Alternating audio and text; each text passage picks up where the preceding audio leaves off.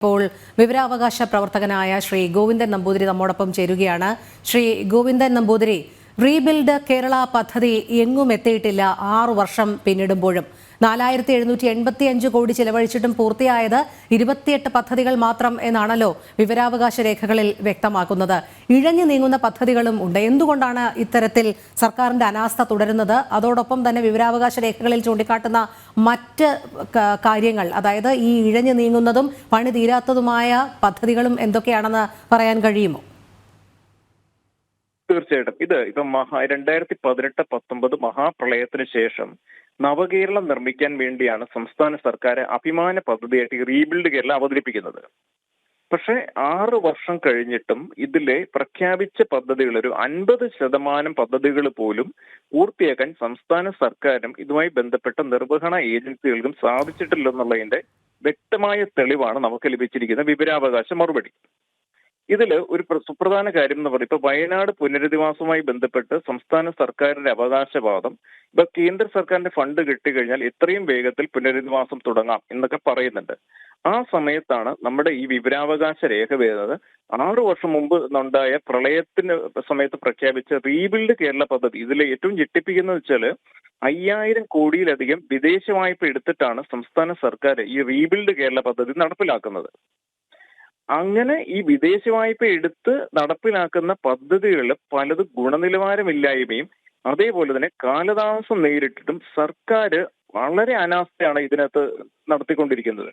ഒരു സർക്കാരിന്റെ ഏജൻസി പോലും, ഇന്നലെ നമുക്കറിയാം, ഇപ്പൊ ഈ പെൻഷൻ ഫണ്ടുമായി ബന്ധപ്പെട്ട തട്ടിപ്പുകൾ പുറത്തു വരുന്നുണ്ട്. അതിനേക്കാളും ഞെട്ടിക്കുന്ന തട്ടിപ്പാണ് റീബിൽഡ് കേരള പദ്ധതിയിൽ നടക്കുന്നത്. അപ്പൊ ഇതിനൊരു സമഗ്രമായ ഒരു അന്വേഷണം നടത്താൻ സംസ്ഥാന സർക്കാർ എന്തുകൊണ്ട് തയ്യാറാവുന്നില്ല? അതൊരു ചോദ്യമാണ്.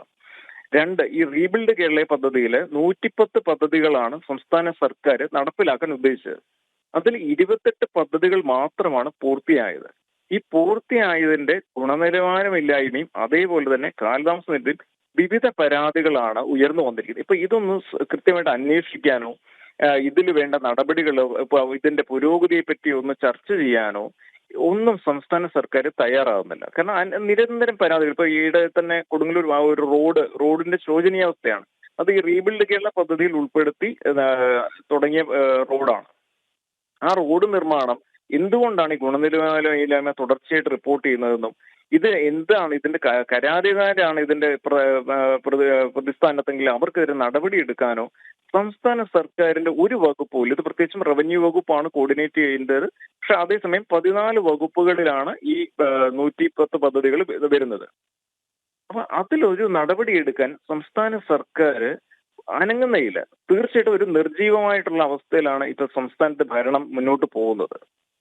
അപ്പൊ ഈ പ്രളയ പുനരധിവാസത്തിന് ശേഷം പ്രഖ്യാപിച്ച അഭിമാന പദ്ധതിയായിട്ട് സംസ്ഥാന സർക്കാർ എടുത്തെടുത്ത് പ്രഖ്യാപിക്കുന്ന ഈ റീബിൽഡ് കേരള പൂർണ്ണമായിട്ടും സ്തംഭിച്ച അവസ്ഥയിലെന്നാണ് നമുക്ക് ലഭിക്കുന്ന വിവരാവകാശ മറുപടിയിൽ നിന്നും വ്യക്തമാവുന്നത്. അതുമാത്രമല്ല ശ്രീ ഗോവിന്ദൻ നമ്പൂതിരി, ഇവിടെ റീബിൽഡ് കേരള ഇനിഷ്യേറ്റീവ് നടപ്പാക്കുന്നതിൽ കാലതാമസം വരുത്തിയിട്ടുണ്ടെന്നുള്ള CAG വിമർശനം കൂടി നിലനിൽക്കുന്നുണ്ട്. അതിന് സംസ്ഥാന സർക്കാർ നൽകിയ വിശദീകരണമാണ് ഏറെ രസകരം. അതായത് ഈ പദ്ധതികളിൽ ഭൂരിഭാഗവും ബഹുവർഷവും വിവിധ മേഖലകളിലായിട്ടുള്ള പദ്ധതികളാണെന്നും ഇത് വർഷങ്ങളായുള്ള ഇതിന്റെ ചിലവ് ക്രമാതീതമായി വർദ്ധിക്കുന്നുണ്ടെന്നും ആണ് ഇതിന് CAGക്ക് പോലും ഗവൺമെന്റ് നൽകിയിരിക്കുന്ന ഒരു മറുപടി. അതെ, അതാണ് സംസ്ഥാന സർക്കാരിന്റെ ഇരട്ടത്താപ്പ് ചൂണ്ടിക്കാട്ടുന്ന ഒരു വ്യാഖ്യാനമാണ് അതിനകത്ത് വന്നിരിക്കുന്നത്. കാരണം ഞാൻ ഈ റീബിൽഡ് കേരള പദ്ധതിയെ പറ്റി കൃത്യമായിട്ട് പഠിക്കുകയും അതിനകത്ത് ശരിയാണ്, തീർച്ചയായിട്ടും അവർക്ക് ഈ ഇപ്പം ഈ നമ്മുടെ അടിസ്ഥാന സൗകര്യ വികസനങ്ങൾക്ക് കൃത്യമായിട്ട് അതിന്റെ സമയം എടുക്കേണ്ടതുണ്ട്. പിന്നെ നമുക്ക് കോവിഡ് വന്നു, ഇതൊക്കെ നമുക്ക് മനസ്സിലാക്കാം. പക്ഷെ അതിനപ്പുറം ഈ റോഡ് നിർമ്മാണം, അതേപോലെ പാലങ്ങൾ, അതേപോലെ തന്നെ കൃഷിയുമായി ബന്ധപ്പെട്ട പദ്ധതികൾ, ഇതൊന്നും ഒരു വലിയ രീതിയിൽ സമയമെടുക്കുന്ന പദ്ധതികളെ അല്ല. ഇനിയും അങ്ങനെ ഈ മാത്രമല്ല, ഈ സംസ്ഥാന സർക്കാർ പറയുന്നത് ഇപ്പോൾ ഒരു 5 വർഷമാണ് ഇതിന്റെയൊക്കെ നടപ്പിലാക്കാൻ സമയമെടുക്കുന്ന പദ്ധതികളാണെങ്കിൽ ഓക്കെ. പക്ഷെ ചില പദ്ധതികൾ 1 വർഷം കൊണ്ടും 2 വർഷം കൊണ്ടും പൂർത്തിയാക്കേണ്ട പദ്ധതികൾ ഇതിനകത്ത് ലിസ്റ്റ് ചെയ്തിട്ടുണ്ട്. ആ പദ്ധതികളെ പോലും കാലതാമസം നേരിടുന്നതിനെ പറ്റി ഒരു അന്വേഷണം നടത്താൻ പോലും സംസ്ഥാന സർക്കാരും തയ്യാറായിട്ടില്ല. മാത്രമല്ല, ഇതില് നേരത്തെ സൂചിപ്പിച്ചപ്പോൾ CAG റിപ്പോർട്ട് പറയുന്നു, അതിൽ പറയുന്നുണ്ട് ഈ വിദേശ വായ്പ എടുത്തിട്ടാണ് നമ്മൾ ഈ നിർമ്മാണം നടത്തുന്നത്. അപ്പൊ ഇത് എത്രയും വേഗത്തിൽ പൂർത്തിയായില്ലെങ്കിൽ ഇതിന്റെ പലിശയും ഇതിലുണ്ടാകുന്ന നഷ്ടങ്ങളെല്ലാം സഹിക്കേണ്ടത് സംസ്ഥാനത്തെ ജനങ്ങളാണ്. ഇതേപോലെ തന്നെയാണ് കിഫ്ബിയിലും സംസ്ഥാന സർക്കാർ വിദേശ ലോൺ എടുത്തു. അതിനും കടമെടുത്തതിന്റെ ബാധ്യത തീർച്ചയായിട്ടും ജനങ്ങൾക്കാണ്. സംസ്ഥാന സർക്കാരും അതേപോലെ നേരത്തെ മുൻ ധനമന്ത്രിയായിരുന്ന തോമസ് ഐസക് എടുത്തെടുത്ത് പറഞ്ഞു ഇതിന്റെ ബാധ്യതകളൊന്നും ജനങ്ങൾക്ക് വരില്ല എന്ന്. പക്ഷെ തീർച്ചയായിട്ടും ജനങ്ങളാണ് ഈ പൈസ അടയ്ക്കുന്നത്. അപ്പൊ ഈ വിദേശ വായ്പ എടുത്തതിനെ പറ്റി സംസ്ഥാന സർക്കാർ പൂർണ്ണമായിട്ട് നിശബ്ദരായിരിക്കുകയാണ്. പ്രത്യേകിച്ച് വയനാട് പുനരധിവാസം കേന്ദ്ര സർക്കാർ ഫണ്ട് കിട്ടിയാൽ നടപ്പിലാക്കുമെന്ന് പറയുന്ന സംസ്ഥാന സർക്കാർ ഇത്രയും വിദേശ വായ്പ ലഭ്യമായിട്ടും ഇതെങ്ങനെ ചെലവഴിച്ചു? ഇത് ശരിയായ രീതിയിലാണോ ചെലവഴിക്കുന്നത്? ഇതിൽ എന്തെങ്കിലും രീതിയിൽ ക്രമക്കേട് നടക്കുന്നുണ്ടോ? അത് ശരിയായിട്ടുള്ള പ്രവൃത്തി പരിചയമുള്ള കരാറുകാരാണോ ഇത് ചെയ്യുന്നത് എന്ന് ഓഡിറ്റ് ചെയ്യാൻ പോലും സംസ്ഥാന സർക്കാർ ഇതുവരെയായിട്ടും തയ്യാറായിട്ടില്ലെന്നാണ് നമുക്ക് മനസ്സിലാക്കാൻ സാധിക്കുന്നത്. അതെ, ശ്രീ ഗോവിന്ദൻ നമ്പൂതിരി, ഒരു കാര്യം കൂടി, താങ്കൾക്കിപ്പോൾ ഇത്രയധികം ഈ ഞെട്ടിപ്പിക്കുന്ന വിവരങ്ങൾ ലഭിച്ചത് വിവരാവകാശ രേഖകളിലൂടെയാണല്ലോ. ഈ റീബിൽഡ് കേരളയുമായി ബന്ധപ്പെട്ട് എന്തെങ്കിലും വെബ്സൈറ്റ് ഇപ്പോഴും സർക്കാർ നിലവിൽ ഇന്റർനെറ്റ് അടക്കമുള്ള സംവിധാനങ്ങളിലുണ്ടോ? അവർ അതിലെന്തെങ്കിലും കണക്കുകൾ കാണിക്കുന്നുണ്ടോ തെറ്റിദ്ധരിപ്പിക്കപ്പെട്ട രീതിയിൽ? അതെ, ഇപ്പൊ സംസ്ഥാന സർക്കാർ റീബിൽഡ് കേരള പദ്ധതിക്ക് വേണ്ടി ഇതിനു വേണ്ടി ഒരു പ്രത്യേകം വെബ്സൈറ്റ് ഒക്കെ തയ്യാറാക്കിയിരുന്നു. പക്ഷെ ആ വെബ്സൈറ്റ് ഇപ്പോഴും അപ്ഡേറ്റഡ് അല്ല. അതായത് കൃത്യമായിട്ടുള്ള വിവരങ്ങൾ അതിൽ അവർ കാണിക്കാറില്ല. ഒരു ഉദാഹരണം എന്ന് പറഞ്ഞാൽ അവർ വെബ്സൈറ്റിൽ കാണിക്കുന്ന 22 പദ്ധതികൾ പൂർത്തിയായി എന്നാണ് കാണിക്കുന്നത്. പക്ഷെ അതേസമയം തന്നെ ഈ റീബിൽഡ് കേരള പദ്ധതിക്ക് 110 പദ്ധതികൾക്ക് ഏകദേശം 8,600 കോടിയോളം രൂപയാണ് ഭരണാനുമതി നൽകിയത്. ഇതിൽ എത്ര കോടി ഇവരനുവദിച്ചു, അതിലെത്ര ചെലവഴിച്ചു, അതേപോലെ ഈ ചെലവഴിച്ചത് എങ്ങനെ കൃത്യമായിട്ടുള്ളതിന്റെ ഒരു കണക്കും ആ വെബ്സൈറ്റിൽ ലഭ്യമല്ല. പിന്നെ അവിടെ ചെയ്യുന്നത് വെച്ച് കഴിഞ്ഞാൽ ഈ റീബിൽഡ് കേരളയുമായി ബന്ധപ്പെട്ട് ഇത് ഇപ്പോഴും ഇങ്ങനെ ഒരു പദ്ധതി ഇപ്പൊ 6 വർഷത്തിന് ശേഷം പല വകുപ്പുകളാണെങ്കിലും സംസ്ഥാന സർക്കാരും ഈ പദ്ധതി പൂർണ്ണമായിട്ട് മറന്ന മട്ടിലാണ്. അപ്പൊ അതുകൊണ്ട് ചില സമയത്ത് ഇതിന്റെ മീറ്റിംഗ് മിനിറ്റ്സ് അല്ലെങ്കിൽ ഈ ടെൻഡറിന്റെ നടപടികൾ ചൂണ്ടിക്കാണിക്കാൻ വേണ്ടി ഒരു ഡോക്യുമെന്റോ എന്തെങ്കിലും ഒന്ന് അപ്ലോഡ് ചെയ്യുന്നതല്ലാണ്ട് ആ റീബിൽഡ് കേരള വെബ്സൈറ്റുമായി ബന്ധപ്പെട്ട് കൃത്യമായിട്ടുള്ള വിവരങ്ങളോ ആ വെബ്സൈറ്റോ ലൈവ് അല്ല. ജനങ്ങൾക്ക് ഇതിനെപ്പറ്റി ഏതൊക്കെ പദ്ധതികൾ ഇതുമായിട്ട് ബന്ധപ്പെട്ട് പൂർത്തീകരിച്ചോ അല്ലെങ്കിൽ അതിന്റെ ഏത് ഘട്ടം വരെയായിരുന്നോ ഒന്നും അറിയാൻ സാധിക്കുന്ന തലത്തിലല്ല ഈ റീബിൽഡ് കേരളയുടെ വെബ്സൈറ്റ് ഉള്ളത്.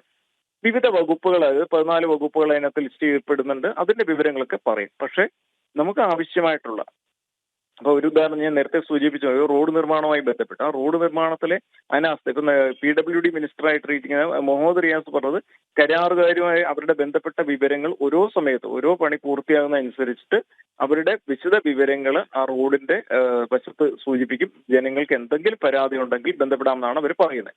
പക്ഷെ നമുക്കറിയാം ഈ PWD ഏറ്റെടുത്ത, അതായത് റീബിൽഡ് കേരളയിൽ ഉൾപ്പെടുത്തിയ പല റോഡ് നിർമ്മാണവും ഇപ്പോഴും പാതി വഴിയിലാണ്. അല്ലെങ്കിൽ അതിന്റെ ഗുണനിലവാരമില്ലായ്മയെ പറ്റി വിവിധ പരാതികൾ വന്നിട്ടും ഒരു അന്വേഷണം പോലും ഇവർ നടത്തിയിട്ടില്ല. അപ്പൊ ഇത് ഒട്ടും സുതാര്യമായിട്ടല്ല റീബിൽഡ് കേരള ഇപ്പോഴും പ്രവർത്തിക്കുന്നത് എന്നുള്ളതിന്റെ കൃത്യമായ കണക്കുകളാണ് നമുക്ക് ലഭ്യമായത്. കാരണം ഇതിൽ സംസ്ഥാന സർക്കാർ എത്ര കാരണം നമുക്ക് ഈ വിദേശ വായ്പ കിട്ടിയതിൽ നിന്നും എത്രയാണ് സംസ്ഥാന സർക്കാർ അനുവദിച്ചിരിക്കുന്നത്? കാരണം ഒരു സമയത്ത് ഇടതുപക്ഷം, പ്രത്യേകിച്ചും CPM ഈ വിദേശ വായ്പ എടുക്കുന്നതിനൊക്കെ എതിര് നിന്നാണ്. അവരുടെ സർക്കാർ തിരിച്ച് ഭരണത്തിലെത്തുമ്പോൾ വിദേശ വായ്പ എടുക്കുന്നതിന് യാതൊരു നിയന്ത്രണമില്ലാന്നും അതേസമയം തന്നെ എത്ര വേണേൽ അടിസ്ഥാന സൗകര്യത്തിന് വേണ്ടി അതിന്റെ പേര് പറഞ്ഞുകൊണ്ട് വിദേശ വായ്പ സ്വീകരിക്കാൻ തയ്യാറാണെന്നുള്ളതിന്റെ ഇരട്ടത്താപ്പാണ് നമ്മുടെ ഈ വിവരാവകാശ മറുപടിയിൽ നിന്ന് പുറത്തു വന്നിരിക്കുന്നത്. അതെ, ശ്രീ ഗോവിന്ദൻ നമ്പൂതിരി, ഇതോടൊപ്പം കൂട്ടിച്ചേർക്കേണ്ടുന്ന മറ്റൊരു കാര്യം കൂടി ഉണ്ടല്ലോ. കാരണം 6 വർഷമായിട്ടും റീബിൽഡ് കേരള പദ്ധതി ഇങ്ങനെ ഇഴഞ്ഞു നീങ്ങുന്നു, പല രീതിയിലുള്ള അനാസ്ഥകളും തുടർക്കഥയാകുന്നു. അപ്പോഴാണ് വയനാട് പുനരധിവാസവുമായി ബന്ധപ്പെട്ട് സർക്കാർ പുതിയ കണക്കുകളും അവകാശവാദങ്ങളും ഒക്കെ നിരത്തുന്നത്. അതിൽ എന്തായാലും ഇതേ ആശങ്ക തന്നെ നിഴലിക്കുമെന്നുള്ള കാര്യത്തിൽ സംശയമില്ലല്ലോ. വയനാട് പുനരധിവാസവുമായി ബന്ധപ്പെട്ട് ഞാൻ സൂചിപ്പിക്കാൻ കാരണം സംസ്ഥാന സർക്കാർ തെറ്റായ കണക്കുകളാണ് അല്ലെങ്കിൽ തെറ്റായ വിവരങ്ങളാണ് പുറത്തുവിട്ടുകൊണ്ടിരിക്കുന്നത്. നമുക്കറിയാം, പ്രത്യേകിച്ച് ഈ റീബിൽഡ് കേരള പദ്ധതി തന്നെ ഇപ്പൊ 6 വർഷം, അത് മഹാപ്രളയം കഴിഞ്ഞ് നമ്മുടെ സംസ്ഥാനം പൂർണ്ണമായിട്ട് ഒറ്റയ്ക്ക് കരനീന്തി വന്ന അതിജീവിച്ച ഒരു പ്രളയം കൂടാണ്. അപ്പൊ അതിനുശേഷം പ്രഖ്യാപിച്ച ഒരു പദ്ധതികൾ പോലും അല്ലെങ്കിൽ അതിനുശേഷം നവകേരളം നിർമ്മിക്കണമെന്ന് പറഞ്ഞ അവകാശവാദം പോലും പൊള്ളയാണെന്ന് സൂചിപ്പിക്കുന്ന വിവരങ്ങളാണ് നമുക്ക് ലഭ്യമായത്. അതേ സമയത്താണ് 4 മാസം മുമ്പ് നടന്ന വയനാട് ഉരുൾപൊട്ടലുമായി ബന്ധപ്പെട്ട് കേന്ദ്ര ഫണ്ട് ലഭ്യമായില്ല. ഇത് തന്നെ തെറ്റാണ്. കാരണം അതെ. ദുരന്ത നിവാരണ ഫണ്ടിലേക്ക് കേന്ദ്ര സർക്കാർ ഫണ്ട് നൽകുകയും മാത്രമല്ല കേന്ദ്ര സർക്കാർ അതായത് ദുരന്ത ലഘൂകരണ ഫണ്ടിലേക്ക് ഏകദേശം 412 കോടി രൂപ സംസ്ഥാന സർക്കാരിന് കഴിഞ്ഞ 5 വർഷത്തിനായിട്ട് നൽകുകയുണ്ടായി. അതിന്റെ കണക്കും എനിക്ക് ലഭ്യമായിരുന്നു വിവരാവകാശം വഴി. അതില് കൃത്യമായിട്ട് പറയുന്നുണ്ട്, ദുരന്തങ്ങൾ വന്നതിന് ശേഷമല്ല, ദുരന്തങ്ങൾ പ്രതിരോധിക്കുന്നതിനുള്ള നടപടികൾ സംസ്ഥാന സർക്കാർ എടുക്കുന്നതിനാണ് ആ ഫണ്ട് അനുവദിക്കുന്നത്. ഈ ഫണ്ട് ലഭ്യമായി ഏകദേശം 400 കോടിയോളം സംസ്ഥാന സർക്കാരിന് ലഭ്യമായോ? അതെ, തീർച്ചയായും. എന്തായാലും സർക്കാർ അനാസ്ഥ ഇങ്ങനെ തുടരുകയാണ്. വളരെ നന്ദി ശ്രീ ഗോവിന്ദൻ നമ്പൂതിരി പ്രതികരിച്ചതിന്. 6 വർഷം കഴിഞ്ഞിട്ടും റീബിൽഡ് കേരള പദ്ധതികൾ ഇഴഞ്ഞു നീങ്ങുന്നു എന്നുള്ളത് തന്നെയാണ് മനസ്സിലാക്കാൻ കഴിയുന്നത്.